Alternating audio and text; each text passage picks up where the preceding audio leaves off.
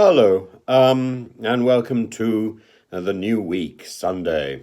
And two things have popped up today which I thought were very interesting. The first sort of encapsulates why President Putin and his cronies are so wrong, because they say one thing and they do something else. So Putin has gone on record criticizing those Russians who are flying around the world. He says they mentally exist there, but not here. They are a potential fifth column. And yet his daughter, his own daughter, Katerina Tikhanova, seems to have flown over 50 times backwards and forwards to Germany, where she seems to have a family.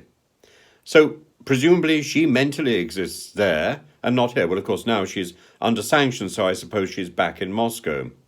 But that level of hypocrisy right at the top needs to be called out, because that's what fingers Mr. Putin as wrong, as diabolical, as evil, because he cannot identify the truth. Truth comes in so many different forms.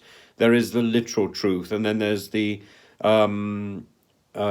figurative truth. So, for example, a novel can be truthful, even though, of course, a novel is literally a pack of lies. It's a fiction.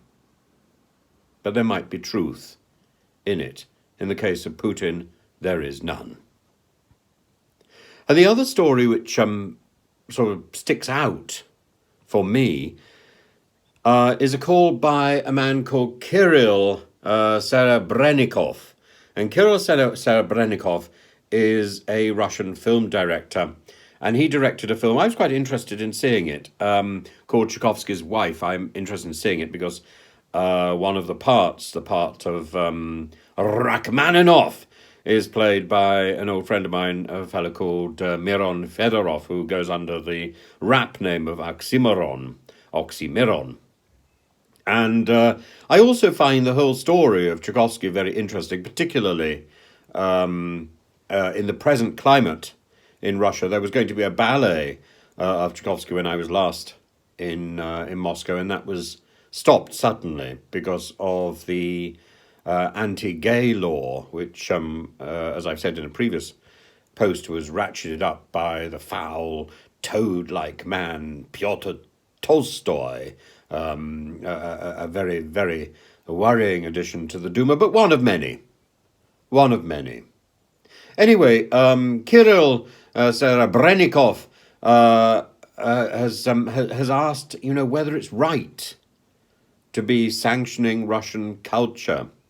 And of course, this has huge impact, as we saw the other day in tennis in Wimbledon. How do we distinguish between supporting those many Russians who oppose the war, many of them, of course, hugely tied up with the arts and academia, and at the same time targeting Putin's cronies? This film, Tchaikovsky's Wife, by the way, is financed by Abramovich.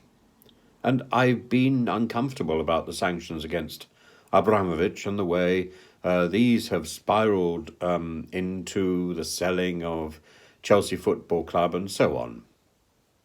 We need to be really careful about sanctions because not every country in Europe is solidly behind them.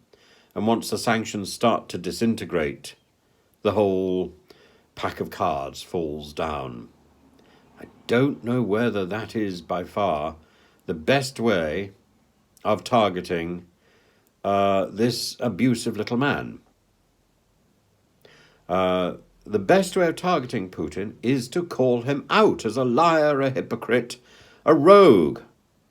And anything less than that, anybody who thinks that he's going to care whether he's got more money in his pocket today than he had yesterday, this man has squirreled away more money than God has invented.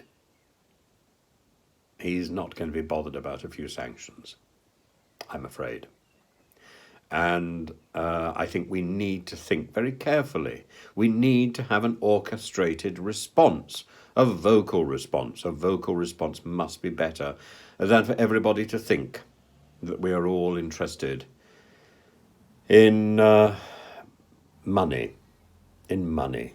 That interests a few people. It is important, but I don't think in this particular case sanctions is going to be the decisive thing that stops the war in Ukraine. I think it's going to have some effect, but I think the more decisive action will be a single voice, a single uncompromising voice. And that, I think, is not from Liz Truss. But, we have to wait and see.